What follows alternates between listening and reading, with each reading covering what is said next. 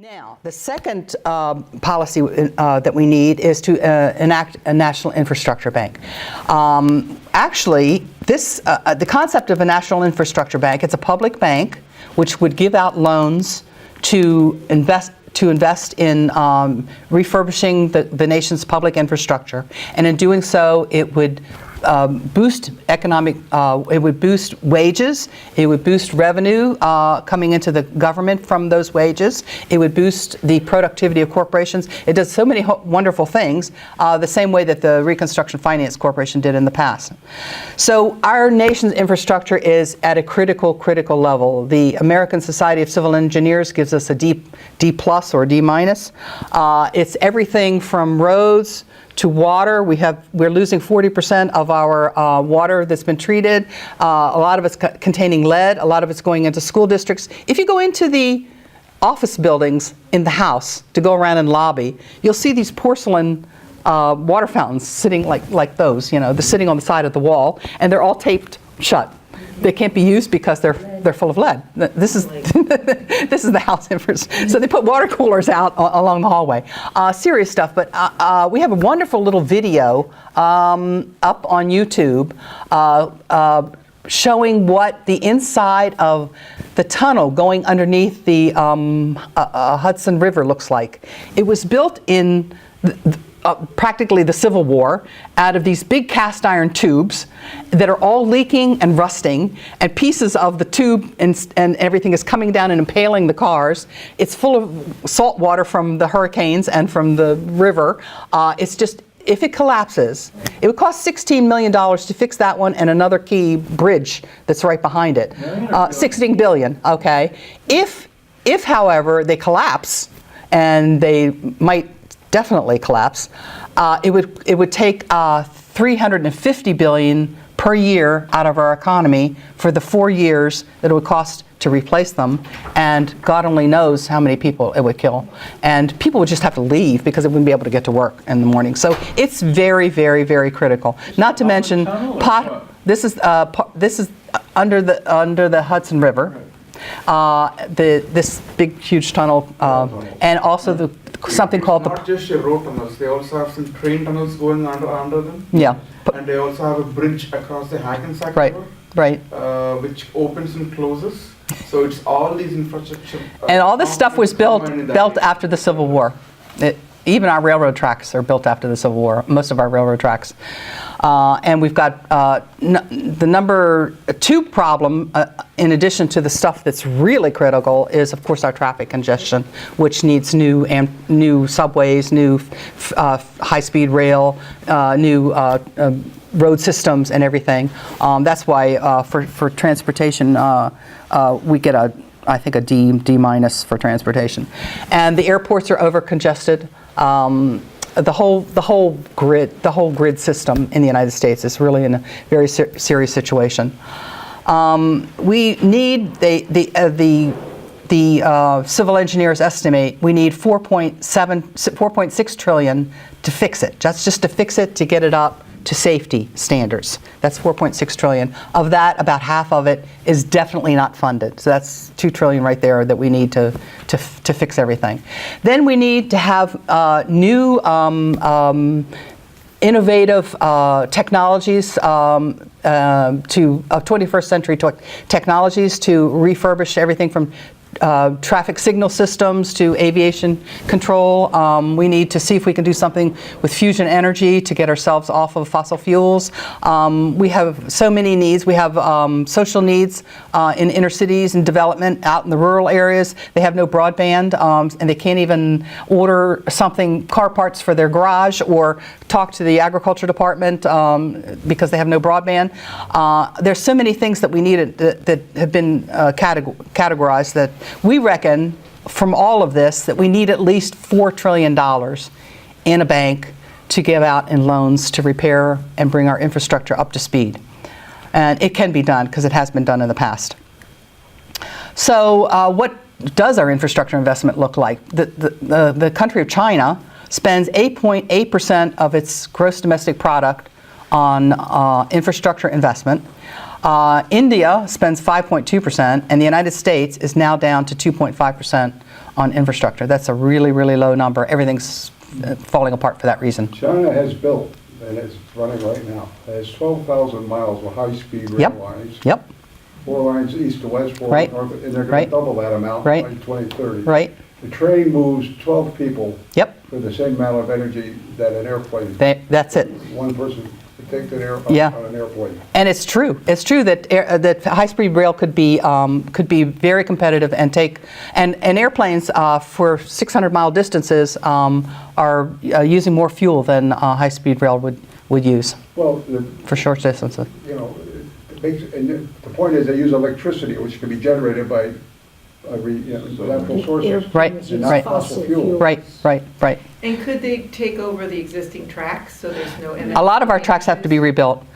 Right. A lot of our tracks have to be rebuilt. So there's no eminent domain issues? Oh, There's space for that? Yeah, there is space, but the tracks do need to be rebuilt, and you need to put electricity on. I think we had an engineer tell us that some 90% of our rail system is based on diesel fuel.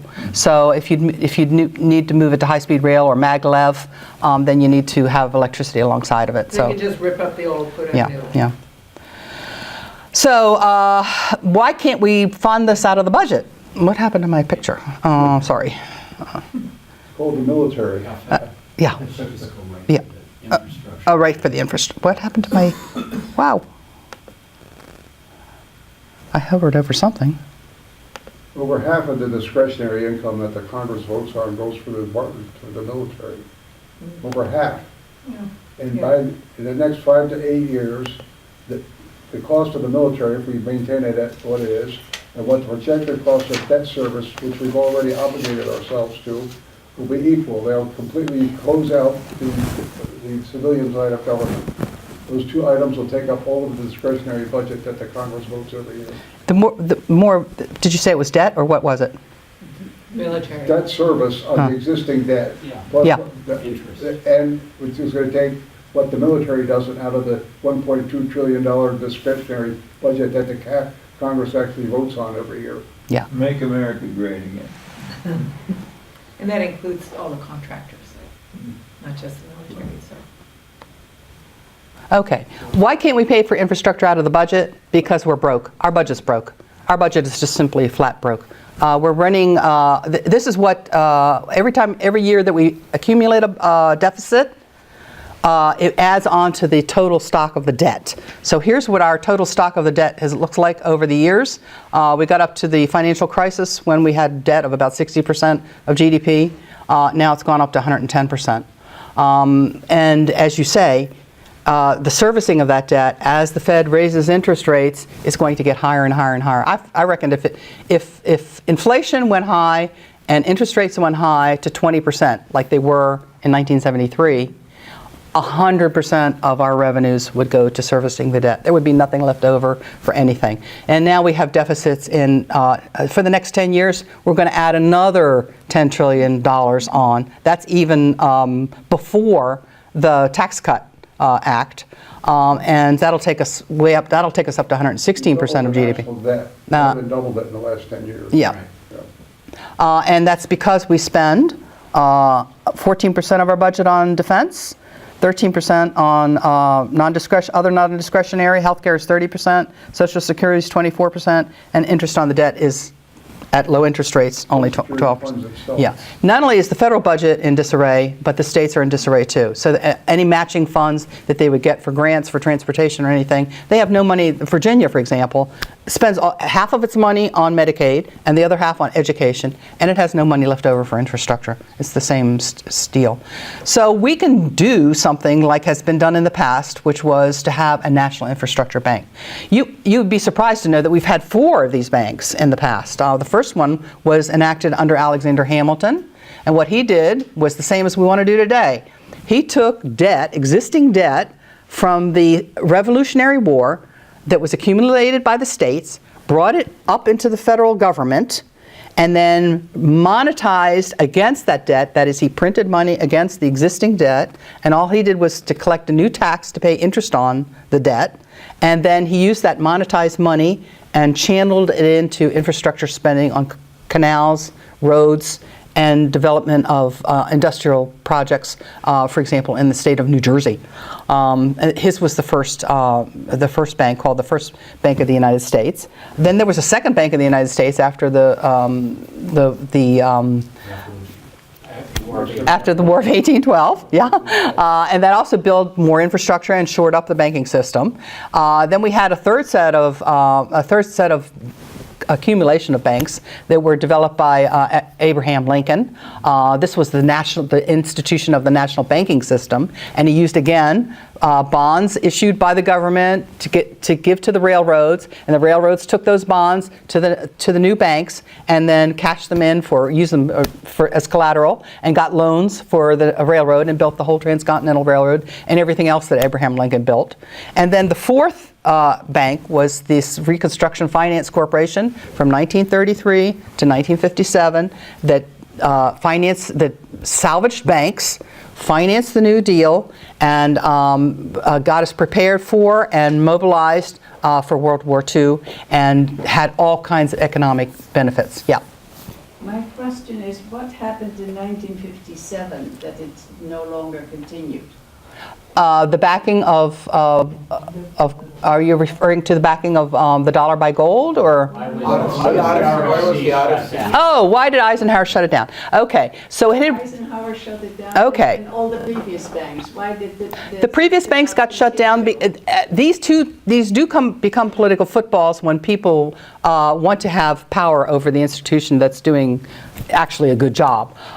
So that became, debates between Jefferson and, constitutionalists and federalists. And they have long histories. And Stu's done a really great paper on American System Now if you want to look at this history of the banks. But essentially, they had 20-year charters. They were enacted with 20-year charters. And when their charters got to the end, if they couldn't get enough political muster to continue the thing, then they dropped it. And because the operations of the RFC were at the end mostly used for World War II preparations, and they were now out of the World War II mode, and the private sector was taking over, now building washing machines and cars and things that people were buying with all their money that they had accumulated during the war. The economy was taking off. He didn't need it for anything so much as he still needed it for transportation. So he took the concept and put it down into the highway. He built the Highway Trust Fund as an adjunct off of it. So that's what happened. So now, how would our National Infrastructure Bank work? Here's a little flow chart. We want to work you through this. I've done, if you have more questions, I've done a paper on frequently asked questions about the National Infrastructure Bank, and I put the flow chart on the back. And this has everything from questions and answers, everything from why should we do it with a public national infrastructure bank instead of state banks or the Bank of North Dakota or the budget, how does this one work better, to how does it differ from proposals for national infrastructure banks that are in Congress right now, and everything else in between, so you can look at them. It's on the link that Bob sent you.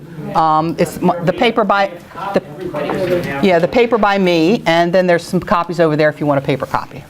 Please, Yeah. Anybody who doesn't have a copy. are you assuming that the political environment would allow such a move? Because all the examples you have given, rightly so, were basically led by a decision maker. Right. Now the environment is totally different. Mm-hmm. The economy has a totally different shape. Mm-hmm. Mm-hmm. Interdependence with the outside world is Mm-hmm. much heavier. Mm-hmm. So I think the requirements are very different from the past. Actually, they're The pretty concept is they're pretty similar. They're pretty similar to the past. And look, we have accumulated a lot of debt, which they did in the Civil War and all the other wars. We have a federal budget that's in disarray. We have huge infrastructure needs, and we have huge income inequality, what I hear is, for example, in the testimony that was given last week in the Ways and Means Committee by the chair of the Transportation Committee, he was saying the Highway Trust Fund is bust. We have these tunnels that are about to collapse. If our infrastructure fails, we are going to lose upwards of billions of dollars every year. We're already losing money because of failed infrastructure. So the bipartisan support for doing something on infrastructure is stronger than just about any other policy move that's around. So if we can't do it for this, then we wouldn't be able to do any other function of government, I don't think. Yeah. What about We're the not fact, doing any other function. Yeah. what about the fact that many Congresspeople are receiving large campaign contributions from the banks who do not want them to do that? So even if it's best for the country, it's not best for their donors. And I've got a section in there on how this won't interfere with commercial banks or the Federal Reserve. There's a section on how does it fit in, how does it slide in to other policies. So hopefully, other than money creation, there won't be as much blowback against this bank as there might otherwise be. So let me just work you through how this bank would work, okay? What we envision is the same as Alexander Hamilton's bank. We were going to take existing debt and we're going to bring it into the National Infrastructure Bank in order to capitalize the bank. We reckon this overall picture, we reckon we would need at least a bank the size of $4 trillion to cover all of this infrastructure identified by the engineers and to get the newest, latest infrastructure built using the latest technologies. So given that we need $4 trillion, what we envisage is that we want to bring in $4 trillion in treasuries that are held by the public as a deposit into the bank.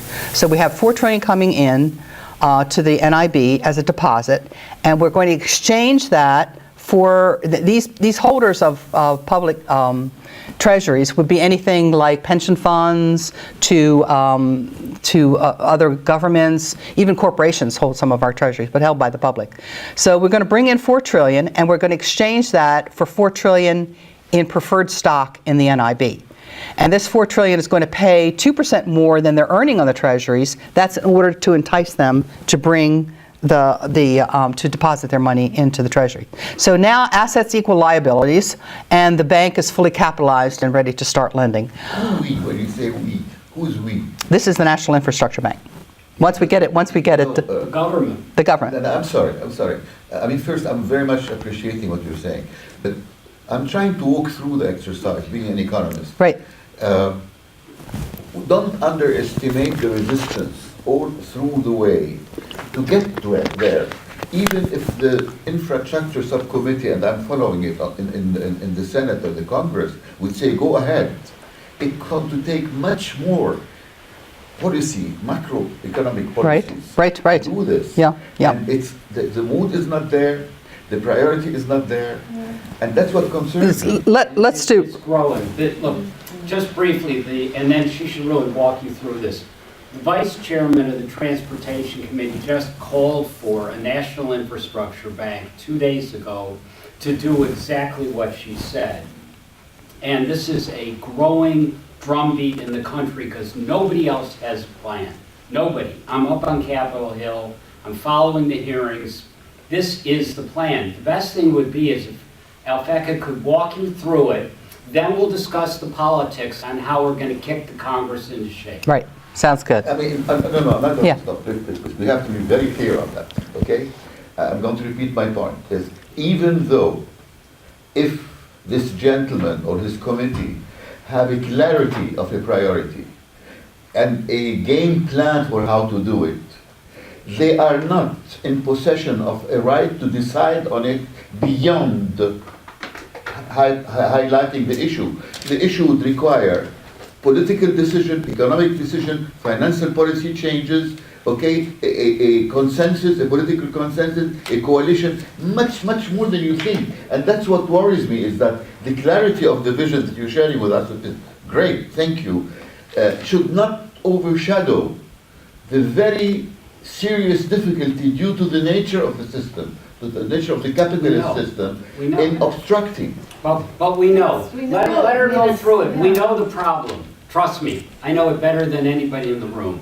Let her go through the solution, and then we'll walk through how to So do we it. assume that liberal Democrats take over the houses and the White House. Why don't we Let's just... go. Yeah. We're going to talk this and then we'll go to Let's the hear the politics. vision, let's see the vision. Without Okay. how we get there. Okay, this is the bank. So we want to bring in $4 trillion in treasuries as a deposit, and we want to exchange it for preferred stock of $4 trillion that pays 2% more in interest. That 2% is $80 billion a year, and that's the only thing we need additionally from the budget. Can So you show us Can we see, continually where do you on that? start and where do you end? We don't even know Can that. you put your They can't finger see on your that point. We thing so can't it's read, far we away? can't read those Yeah. words. And we don't know where you are on it. Yeah, where do you Can you see this? start? Can you see Can you see this cursor? Be a pointer up Yeah. there. Yeah. Point it out. But someone needs to. Do you have the? Can you see the cursor that I'm moving? No, it's, It was there. I'll do it, they can't see it. Okay. Problem. Okay. All right. Right, go There ahead. it is. Okay, so we're going to bring in from the public holdings $4 trillion in treasuries in exchange for $4 trillion in preferred stock in the NIB. That would be an investment for them in place of their treasuries. The holders, the original investors. Right here? Yeah. Okay, all right. There's the treasuries going in, there's the stock coming back to the people who invested. Right. Now we go to the interest. Right. So this 2% interest, or $80 billion a year, is all we would need in an additional appropriation from the budget, which we will more than get back, and I'll show you how we'll more than get it back in the future. It could come from anything like a 25-cent additional gas tax, or a transaction tax of about 0.1% on each financial transaction. That'll give you $77 billion, or a wealth tax, or Stock trade. You mean financial transaction or stock trade? Right, stock trading. stock trading. Yeah. Or something like doing any, adjusting any of the deductions that keep corporations keeping their money offshore, anything like that. But we will get this money back, and I'll show you how that happens. Then the normal interest on the treasuries that these people would be getting if they were still holding them will then go to the NIB, and that some of these too will be the interest that is paid on the preferred stock. So now, assets equal liabilities. The bank is fully capitalized, and we're ready to start lending. In this section of the box, we're working just like a commercial bank. Anytime somebody would come in for an infrastructure loan, they would receive money that would be instantly created by the bank in exchange for the loan note. So again, assets will equal liabilities, the same way that a commercial bank creates money when you go in for a car loan. It doesn't take the money out of Bob's deposit with that bank in order to give it to you for the car loan. They just print money on the spot. The economist who shows how this has been done is named Richard Werner at the University of Southampton. He's proved it about 3 ways to the middle. But most people don't know that every time that you go into a bank to take a loan, money is created on the spot for that loan and given to you as new money creation. And 99% of all money in the United States is created in this manner. So we're going to do the same. We're going to give loans. In exchange for loans, we're going to give the money. Who would be the borrowers for these infrastructure loans? We think it would be state and local governments. Why? Because they own 87% of the public infrastructure in the first place. Everything from roads to right-of-ways to airports to water systems to whatever it is. So and by them being the primary requesters of the loans, then they would have the most control on what kinds of loans that they would take to suit their local needs. So they would get loans at a low rate of interest, something like the T-bill rate of 2%, which would keep the capital costs for all these projects low. Now, what kind of infrastructure projects are we talking about? It would be the ones that were identified by the civil engineers, the roads, the water, the sanitation water systems, the pollution cleanups, all those kinds of things. And anything that we need as new technologies and drivers, and anything that we need for social. If there's any place that the marketplace has failed to deliver a product that it normally would deliver, for example, broadband is built by private companies and distributed to you and me as a really wonderful asset that we rely on all the time, but people in rural areas don't have broadband because it's not enough dense enough population for it to be worthwhile for the Verizon or AT&T to deliver it. If there's a market failure like that, then the bank could step in and make these kind of projects as well. Let me give you an example of some of the projects that, I'll come back to this in a minute. I'm going to give you an example of some of the projects that we would do. But this would cover all of the nation's public infrastructure. Now, this would hugely increase economic growth. And if you don't think I'm kidding about hugely increased economic growth, I want to give you the example of the RFC when it was in existence from 1933 to 1957. Let's just talk about wages of unskilled labor people that would go out and dig ditches or built with shovels practically the Hoover Dam, okay? Their wages went up 5 times. A 5-fold increase in wages. What happened to tax receipts? The first time that Franklin Delano Roosevelt had a fireside chat and he talked about this Reconstruction Finance Corporation, he said, okay, we're going to give out loans, maybe we'll get half of it repaid back to us. And then by the third set of fireside chats, when he saw all the money that was coming in, he said, oh yeah, we're going to get all of it repaid back. That's why, because government receipts quintupled again over a 5-year period, just quintupled. Just amazing increase in government receipts. The growth up. The total factor productivity, as I showed you in that chart, went from something like 2% or half a percent up to 3%. And that was just a huge plowback for businesses. It made it worthwhile. If you can get ever so much, if you could sell ever so much more product, then the cost of your inputs to produce this product going into it, your profits are bigger. So you're more inclined, and then you have people to buy your stuff because they have more money. They were coming out of World War II with all this money in their pockets. Instead of going to the movies, they started buying washing machines. And then in poor areas where they had just rural electrified, they said, people said, the electric companies said, why should we put electricity into these rural areas? They can never pay back the cost of what it's going to cost to put the electricity in there.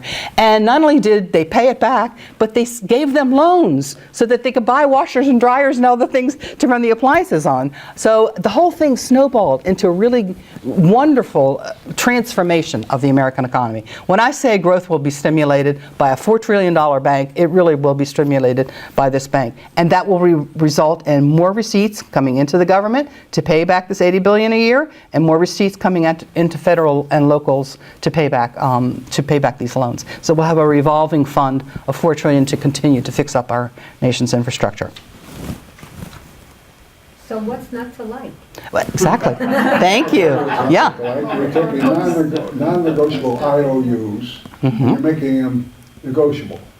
All right? That's it. Still IOU. That's it. You got it. It's still a claim against the economy. Now, Yeah. what you do with it, if you can create more real wealth, Yep. and more real jobs. Yep. But you just Right. can't have a paper exercise. Right. Because that's, It's not a paper exercise because look what happened. You have Yeah. to get some real growth like Right. you did after World War II. Next to this RFC that you had during World War II, you had the government trying to spend for the war, and you had the government, that wasn't enough. Even all those revenues coming in wasn't enough, so they issued bonds, okay? The whole debt of the American economy went in up to 140% of GDP. That was humongous. But what was it before the financial crisis? It went down to 30% of GDP. How did we get down from 140% down to 30%? We grew out of it. We just grew our way out of it. Yeah, So that means getting everybody to work producing something of value. and infrastructure is the best thing that you can start with. Yep. Just saying. That's the idea. Yep. Well, the military doesn't do too bad of things. I mean, they're responsible for GPS. They're responsible for the Manhattan Project, which led to What do 10 aircraft tell you about? They're actually What do telling 10 aircraft tell you? people, there's a lot of violence, I think, violence. and the computer chip, which goes into all our iPhones. 20% of our children Well, live in poverty. technology We is good, but what need- you're doing overseas is not good. Yeah, we need exactly. Yeah, We have to draw a distinction between military research and development and combat. Yeah. yeah.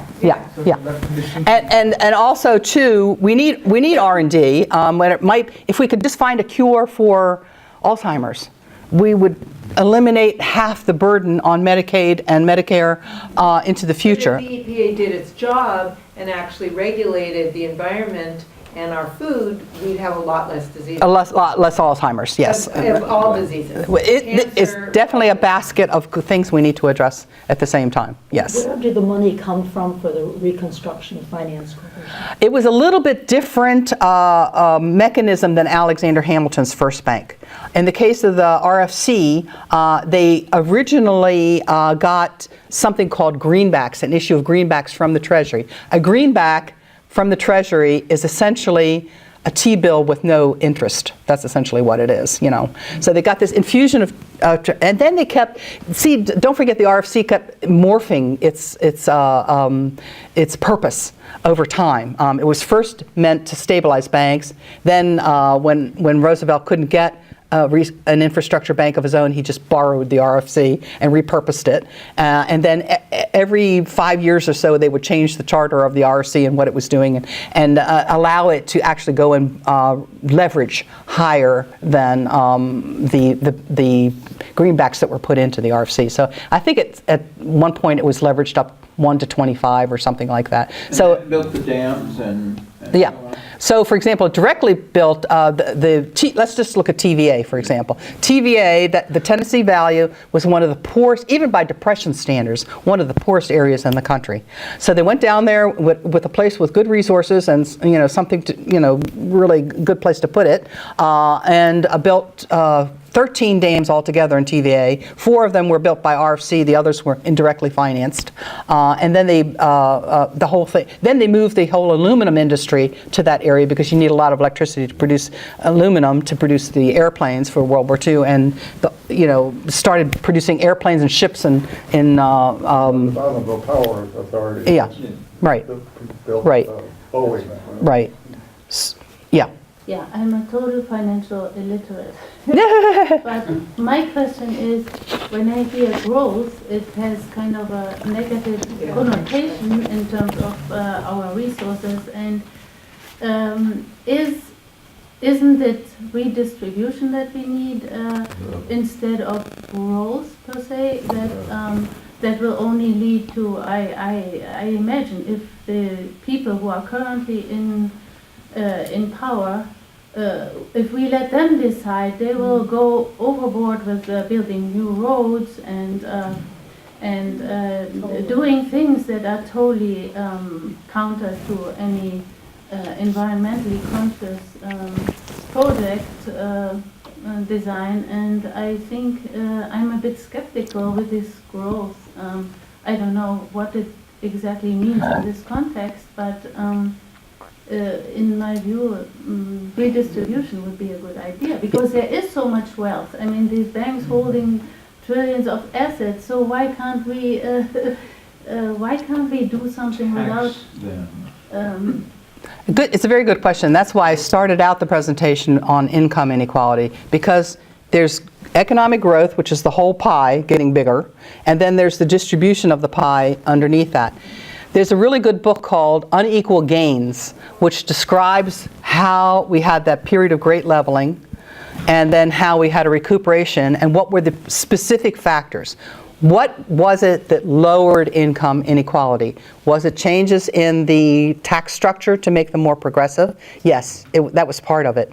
Was it a shift from, a political shift from the left to from the right to the left to make us more progressive and think more in terms of progressive policy? Yes, it was that. But what was the biggest thing? It was actually this wage compression. This wage compression where these people that were all now out getting jobs, building infrastructure, their wages rose up to even closer to the level of high knowledge workers, doctors and lawyers, and the wage compression was what lowered income inequality the most. Marginal rate of taxation in 1940 was 90% on all incomes above $200,000. Right. Regarding your other point, I had 2 female cousins that got married in the early 50s. high school graduates, they married other high school graduates who had good unionized jobs. They moved into new houses, had new Yep. cars, and the women could stay home and start a family. Yep, yep, That's right. how Right. things that happen. Right, and during World War II, don't forget, that change in the tax structure was such that even a person that was making $500 a year was paying 25% income taxes into the war effort. So they still, even in the lower and middle income areas, they were paying much more in taxes. So we can do all kinds of stuff with this bank. We can boost economic growth, we can improve public finances, we can solve income inequality, and we can definitely solve poverty and raise our living standards the same way as during this great period of leveling, and an infrastructure bank is the key. I'd like to talk about a little bit about the projects and how you assess them. There was a study by the Treasury Department that said, this was under the Obama administration, and they said go out and look at all kinds of transportation and water projects and do an engineering assessment of these projects, and then say what the cost-benefit analysis of them is, and then rank them all up into the very best projects. So they identified 40 projects that would cost about $350 billion to build. And what they said is for every dollar that you would put into one of these projects, you would get back $3 to $5 back into the economy. And that's one way to rank the projects so that we get the very best projects being built. These top 10 projects, they include things like a high-speed rail project from Atlanta to Washington, D.C., some projects to protect and build levees around oil refineries in Texas, to a traffic signal computer program that would get rush hour traffic moving, flip the signal so that they would move out of town faster or move into town faster, and a new air traffic control. Of these top 10, about 6 of them would apply even to my state of Virginia, making economic improvements there. So that just goes to show you the kinds of projects that you can build with and how you can assess them. And then if we solve poverty and income inequality and get people back to work into good paying jobs, we can make a big impact on the opioid crisis, which is killing tens of thousands of people each year. We could do something about prison incarceration because in very low-income urban areas, youth unemployment is 40%. There's just no excuse for shoveling all of our kids like that into the drug trade, we shouldn't lose any life. We should be able to capture everybody. And by can you imagine having infrastructure development in urban areas where you send labor unions into the inner cities to pick up these kids and train them to be electricians or plumbers or whatever it is we need to rebuild our infrastructure. There's a lot that can be done. So we've already been through the work that Angela and Stu have done. We've already been endorsed by a whole lot of people. Everybody from Our Revolution, Northern Virginia, which is the group where we are, to the Democratic municipal officers of the United States. That's 40,000 elected municipal officers, and they're all desperate for a way to fund their infrastructure. To even the Democratic National Committee endorsed a version of this. The National Federated Federal Employees, the labor unions are very, very interested. And as I said, people from crisis infrastructure states like New York and New Jersey and California and Texas even, are very, very interested in this. So what can you do? You can always call your congressman. I mean, even though you might think that they do listen. They listen to proposals from their constituents, and if you could show in your particular state, like we showed in Virginia, in the state of Virginia, that there's even in a high-income state like Virginia, there is an infrastructure crisis. We live in the second most congested metropolitan area in the United States, and everybody knows that they're spending billions of dollars on gasoline just to keep their cars and traffic on the road. They will listen. Support progressive candidates that that will propose, a big national infrastructure bank to build the critical infrastructure. Even as I said, there's a 50% overlap between this bank and what it would build and components of the Green New Deal. You can even join our revolution in Northern Virginia if you like, and you can read more in American System Now about infrastructure and Glass-Steagall. So now we want to get to a discussion of the political impediments, among other things. Anything else? Yeah. I would like to address what this There you go. gentleman brought up, because if you go back and you look at what was done throughout history, from Hamilton, Lincoln, and Franklin Roosevelt, these were revolutionary ideas that required individuals that were prepared to put their life on the line to save the country. And Alexander Hamilton was murdered for that purpose. Abraham Lincoln was murdered, okay, for the same intention that he had. And Franklin Roosevelt, they tried to kill Franklin Roosevelt. And then Kennedy was in their footsteps. Other leaders like Martin Luther King, Bobby Kennedy, addressing precisely what Alphecca laid out in closing the income inequality gap and addressing the needs of the poor. So the idea that we can't do this now, we have to do this now, because the country is at the same point of existential crisis that we were at in 1933 during the Civil War and at our conception. And at every moment when these breakthroughs were made, the National Infrastructure Bank was absolutely central to that, pulling the nation together. Now, the key thing about not just the idea of the bank, but the economic policy and the American system, that the purpose of the bank is not to just generate credit to create jobs and build infrastructure. The basis of this was manufacturing and industrialization and economic growth. That is the American system. So anything that people think about economics and what we're going to do, a lot of what is taught in the schools about Adam Smith, the wealth of nations, is not the American system. Wealth is not generated through money. Wealth is generated through human creativity, invention, and innovation, and productivity. Labor. And that, by labor, yeah. And in fact, if you look at, just as an example of this, if you look at the productivity from 1933 to about 1970, we went from the Great Depression into building the United States as the greatest industrial power in the world, the greatest middle class, the greatest membership in unions. And this is what we have to do today. And at every moment, whether it was after the Revolution, during the Civil War, the country was on the verge of disintegrating.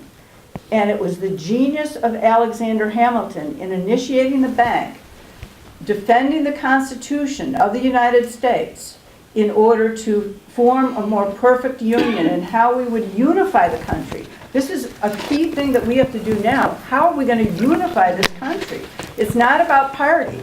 And the biggest obstacle that we have now in this historic moment is finding those individuals and leaders who will rise up to the challenge of what has to be done. Yeah. It's been done before, it can be done again, and the question is, are we prepared to take on the challenge? Beautiful. Thank you. Get the money out of politics and it's easy. Alphecca? Yeah. Going back to Sabine's skepticism about growth and also her concern about the environment, part of your explanation of how this has worked in the past revolved around people being able to produce more and people being able to buy more.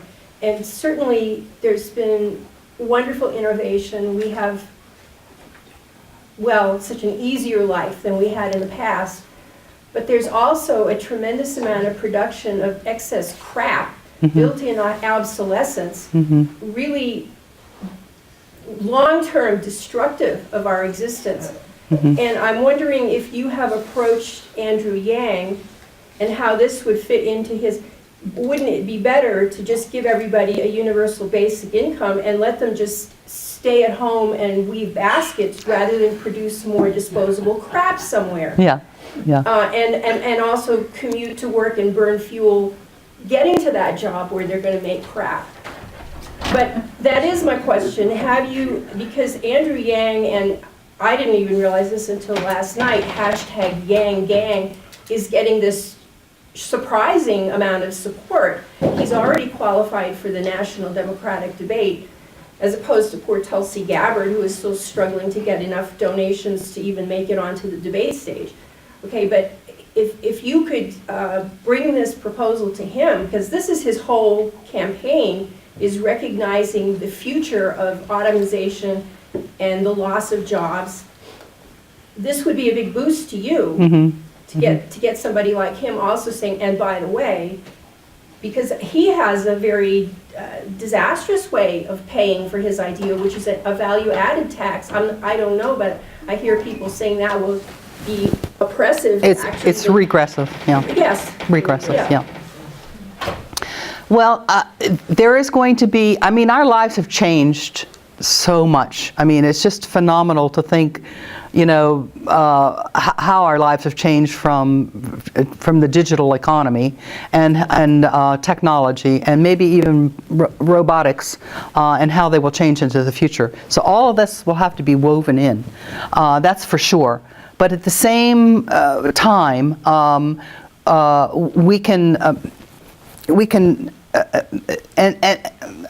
we can use these new technologies. They have their pluses and their minuses. Anything that we build, we're talking a lot about hard infrastructure, which will use cement and use things that we want to have a green aspect to this. There'll be ways to, you know, design things that are new things that are being built that'll be new water aqueduct systems, new, you know, delivery systems. If we're in our houses, we still need water, electricity, and, you know, food, you know. All of these things can be delivered, you know, in our new age in maybe a different way that we haven't envisaged. And part of that will be a job of this bank to come up with the best solutions for human habitation that do not impact the economy, the environment. That's for sure. But it can be done. There's a really nice, Bill Gates has written a really nice book review on a book by Robert Gordon who says we had this total factor productivity improvement, but it's a one-off deal where our best days are beyond us now, and we can't have more improvements in our productivity. And he totally disputes it. I think we don't know what will happen in the future, but we have to rebuild. We have to not be poisoned by our water. We have to, with the lead in the water. We have to be more efficient in our use of everything in order to improve our environment and our economy. And we can do it, and we have to put people back to work. There's one way or another we have to get more income earning into the hands of everybody. Go back to work. That's the problem. You look at a modern auto plant, there's nobody in there. It's machines. Produce twice as many cars with half as many workers. Technology is definitely one of the... 40% of the jobs in this country will be obsolete thanks to computerization in the next 15 years. But there'll be new jobs. They'll just the same as there will be new jobs. They're not going to be. I think this is a crucial question of whether capitalists really have an interest in meeting human needs. They don't. Or or socializing the costs of production so that they can de-skill labor and maximize private profits. Yeah. You dismissed Salman's concern about the interest of private banks in seeing the National Infrastructure Bank as a competitor. And in fact, I was quite surprised to learn that in North Dakota, the private banks are very happy with the role that the only state bank in the U.S. is playing. But I'm not sure how the governance of this bank is going to influence the criteria for investment in ways that actually meet human needs. Yeah. Investing in improving the environment means regulating the corporations that are responsible for undermining that environment. And the water systems and the clean air, these are hard to achieve in an environment where private capital is driving politics and the policies. And you're using the word productivity a lot as if that's the aim of the game.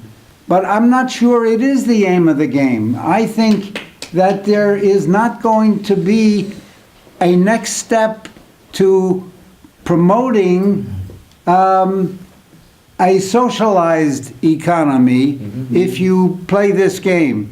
This may be a strategic opportunity to introduce certain ideas, and frankly, I was excited about this presentation because it demonstrates how individuals can try to influence the policy arena and use technical skills to do it.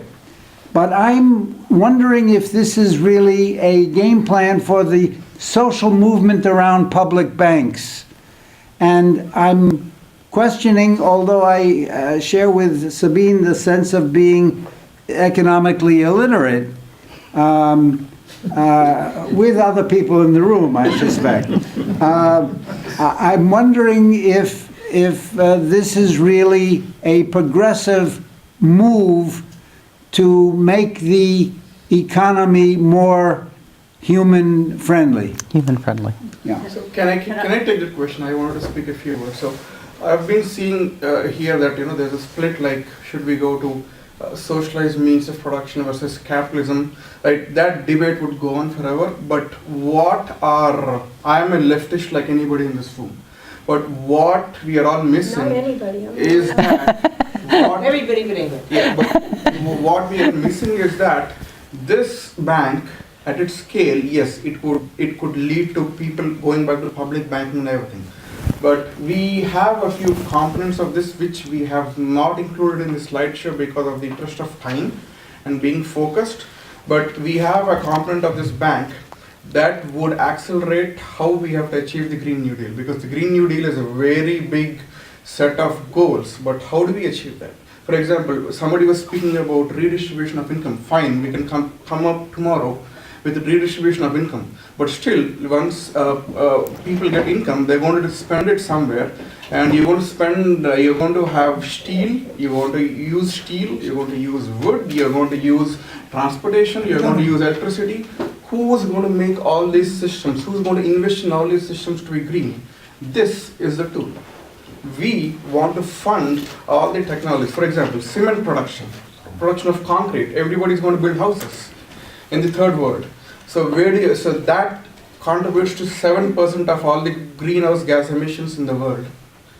$4 trillion on the line here. If we come up with a mandate saying we will only give money to projects where cement is produced in green ways, where the net emissions are zero, we can wipe out cement emissions around the world. This has that transformative scale because it's 4 trillion in the most powerful country in the world, right? So if we could outsource some of this to China and say, okay, you give me a green cement, or you give me green steel and iron and steel ore, anywhere, whoever is going to give us, this will change that.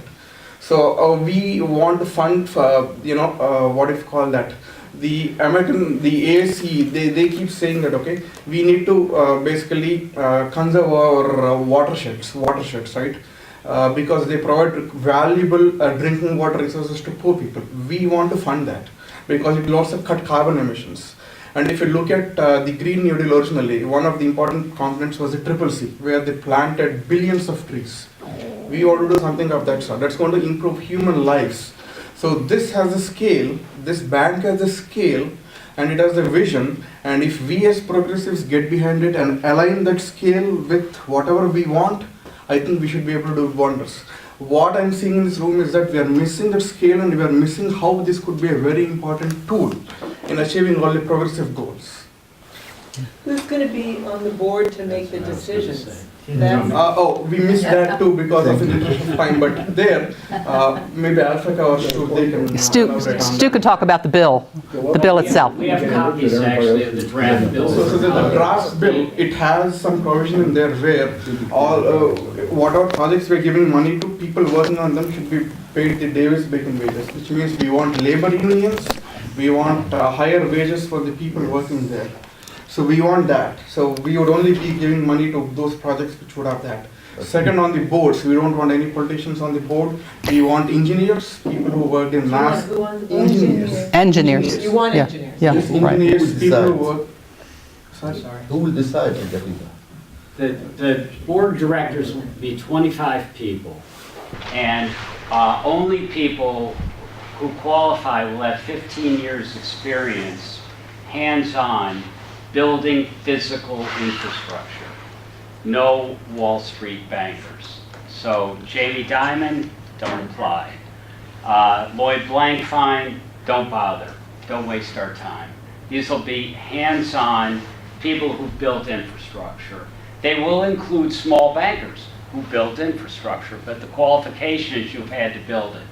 2 members of the Corps of Engineers, 2 members of the building trades unions, including bringing on the apprentice programs from the National Building Trades, which is the best way to educate and train up the entire youth underclass in the country, which is part of people who would love to work but have disappeared from the workforce. So the apprentice program, 2 state and local officials who have had direct workings in negotiating infrastructure projects, and let's see, 2 members from the space program. Why? Because that's also infrastructure, simply going up rather than across.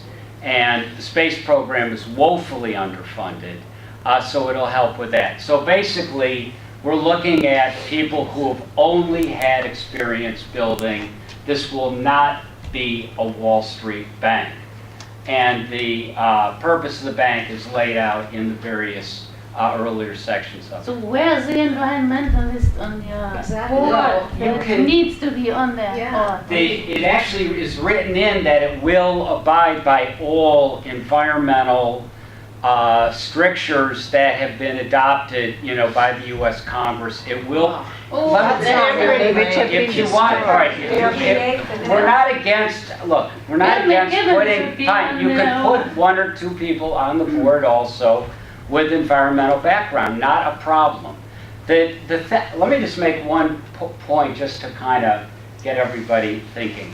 The higher the technology, the cleaner the technology. The concept of redistribution, while seemingly a nice concept, is actually a fallacy. Now, do we want to redistribute wealth from the wealthy to the poor? What we want to do is increase the standard of living of the entire population. Do we want to tax corporations and individuals 90% the way the socialist Ike Eisenhower did? Yes. And Franklin Roosevelt, another socialist, and Harry Truman, another socialist. Right, The highest level. because of it. Exactly. No, I'm just saying, we want to tax them at 90% plus, which, in the so-called greatest generation, that made a major contribution to building the economy. But what we succeeded in doing if you trace out the history of the country from Hamilton, where this idea comes from, the real Alexander Hamilton, who turned this into a great industrial and infrastructure nation. All the way through FDR and John Kennedy, we had continually more advanced industry, technology, and standard of living. And that's a never-ending process. There are no limits to resources. I haven't spoken yet. Sure, go I'd ahead. like to say something. This notion of this standard of living being something that we can continue to increase, this is not sustainable. This level of consumption, our standard of no, of course it's not. If we see the world, if we see ourselves as part of the world, if we see ourselves in isolation of the rest of the world as just the U.S. and we're going to make sure our standard of living, it's happening at the expense of everybody else on the planet, in terms of the environment, in terms of the extraction of resources and the cost to the local populations that have to deal with the horrendous human rights abuses where they're extracting those resources. I think we, as real progressives, as real leftists, we need to be very clear-eyed and responsible and courageous enough to say, look, this is not sustainable. This is not what we want to project for the future. We have to be realistic. We have to be courageous enough to say our standard of living is not what we should aspire to. What we should aspire to is equality, fairness, justice, and the rest. And I think this is a great initiative. I think it's a brilliant initiative to take, to fix what we have. Not to have more and more and more, but to correct what we have, to make what we get, what we have to be healthier. I mean, poor people in this country need more resources, that they need a higher standard of living. No, That is that- a fact. No, absolutely. That's why I'm for redistribution. Environmentally All right, friendly we're way. going to focus on this topic, but from people who have not spoken so far. Yes, Sebastian. One thing we haven't spoken about, I mean, the propensity of capitalism to produce machines, technology for war, and to engage in wars. And, you know, existentially, we can't have wars anymore. Right. And and the question of, productivity, but productivity for what? So much up to now has basically been productivity for war. And we get any kind of like GPS and the occasional offshoot. Attention Cleveland Park patrons. We can't produce. The time is now 5 o'clock. We And the can't. library will be closing in 30 minutes. We All can't. meeting rooms and study rooms are now We have closing for the evening. We can't produce for war. Secondly, the question of equality. You know, it is a problem. I read today that 3 people have as much wealth as the bottom 50. That's right. If that's not a problem, Yep. I don't know what is. You know, And what are they doing with their money? They're, We're using it to control. yeah. They're buying up all the physical assets, tangible and the assets. political system. Then you, And the political system. Cliff. Yeah. You know, when Could you people talk point out about the small numbers? government, I say, well, cut the military by 50%, that'll be a much smaller government as far Yep. as I'm Yeah, concerned. exactly. Historically, we talk about redistribution of wealth like it's impossible. In the 1940s, 50s, 60s, and early 70s in the United States, there was a redistribution of wealth. The upper 10% actually reduced the percentage of wealth that they had in the United States. The middle class, that we're talking about a white middle class, but it was like 80% of our population. The middle class did gain. It's the only time in our country's history where the wealth actually went down into the population rather than going up. Since the mid-70s, all wealth has gone to the upper 1/10 of 1% or 1%. And so it is not an impossible thing, and frankly, the top 1/10 of 1% does not create the wealth. We create the wealth. That's right. That is why they are rich, because of our labor, our work, our everyday stuff. And maybe they work 12 hours a day. I work 12 hours a day for 35 years as a taxi driver. I'm now living on Social Security of less than $11,000 a year. And my wealth, my work was apparently worth nothing, but it benefited the owner of my cab company, is now worth over $100 million. Yeah, yeah. And the RFC, the bank, the infrastructure bank, paid a large part in reducing that income inequality over its period. Yes. Rudy? Yes, I agree.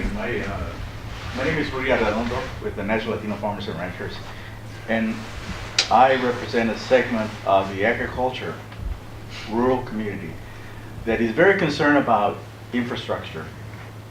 We have seen the impact of mechanization, which has displaced a lot of our community with no thought in terms of what these folks who have been displaced are going to do after those machines.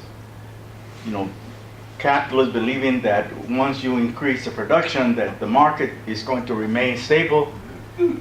It doesn't. And then you have concentration in capital. Yes, and then you have the issue of government. Still 39% of our communities in rural communities have no broadband access, and yet the federal government requests that any kind of interaction with them has to be done digitally. They will not accept paper. Then in 2010, I was asked to be a part of the Agree Advisory Committee, in which 17 of the largest foundations gathered it was about 35 of us, and we went all over the country for about 5 or 6 years. And what I surmised from my analysis was that this corporate world were trying to monetize, and they've been very effective monetizing food. And the concentration is now that we as small producers, so that's what we are, produce 22% of foodstuff, are now concerned about the fact that, you know, our communities are not sustainable.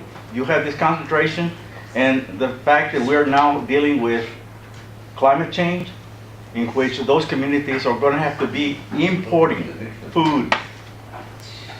We need to take a look at it. I'm always kind of amazed in terms of how rural America gets kind of ignored. Excellent point. Any other comments? Karen? Thank you for your presentation. I think Could you stand up? Yeah.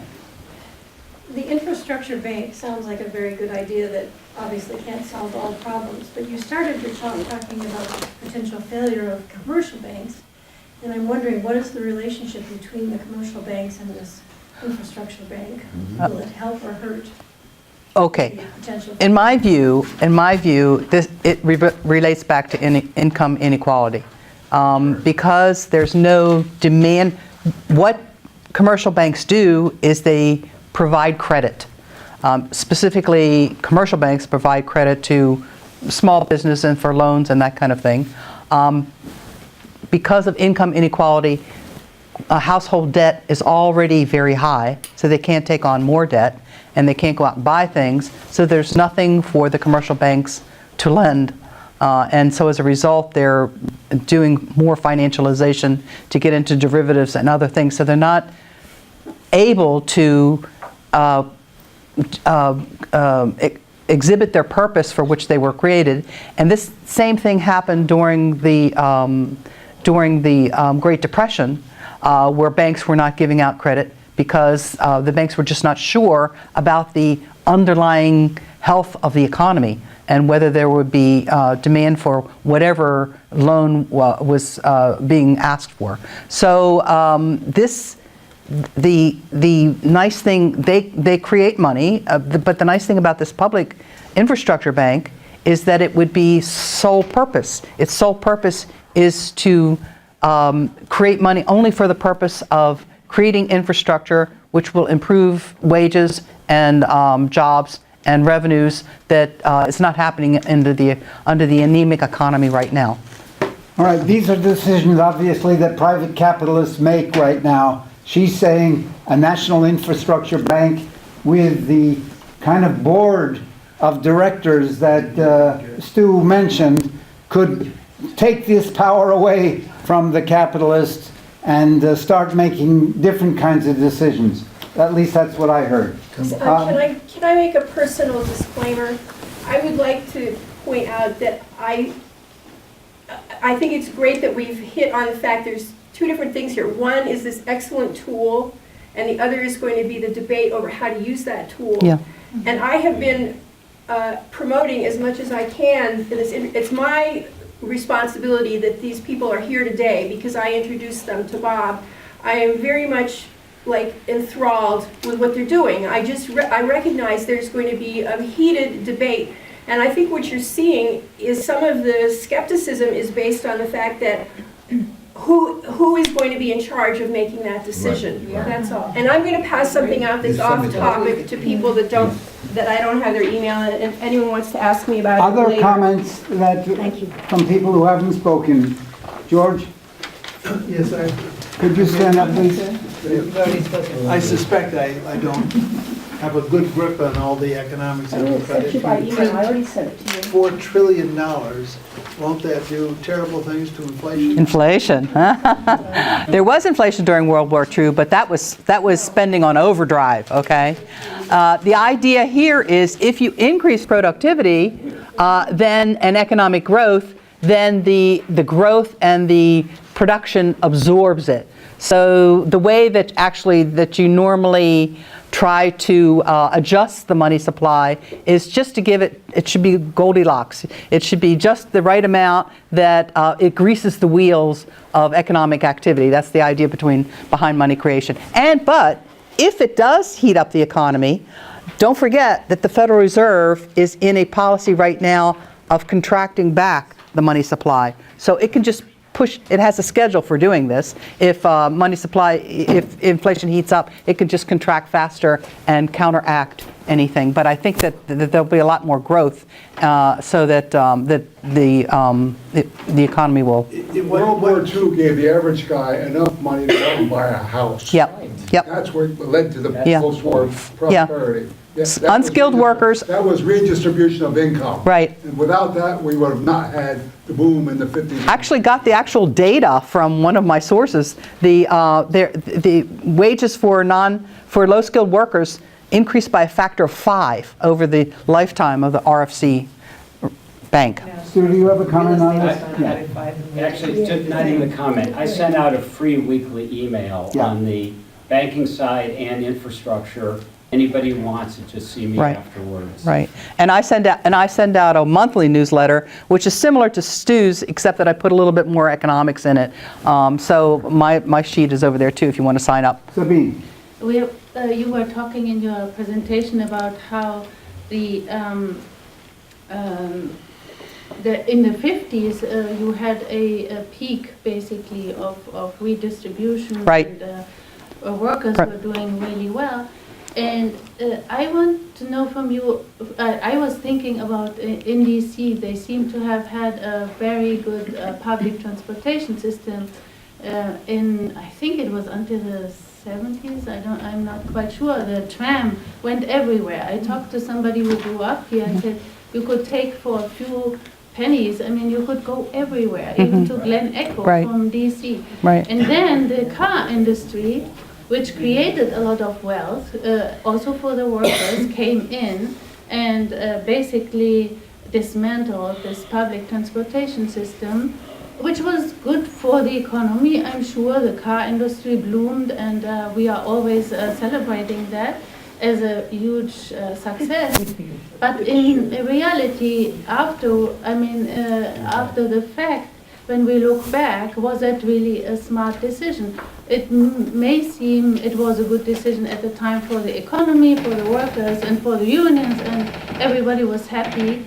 But in reality, I don't think it was a good decision. We did get congested. We have the second most congested traffic system in the nation after Los Angeles. And so what we did in reaction to that was to implement a subway system, which now is teetering on itself. As Stu said, this infrastructure problem keeps on going into the future. They have a $7 billion backlog in related needs. The train system was affordable for everybody. We had the best railroad system in the world, and it was deliberately taken down in favor of the oil companies and the automobiles. Well, and since Alphecca mentioned LA being right. number one, GM purposely targeted the public transportation in Yeah, he LA, approved. in Los Angeles, and destroyed it. They destroyed it here too.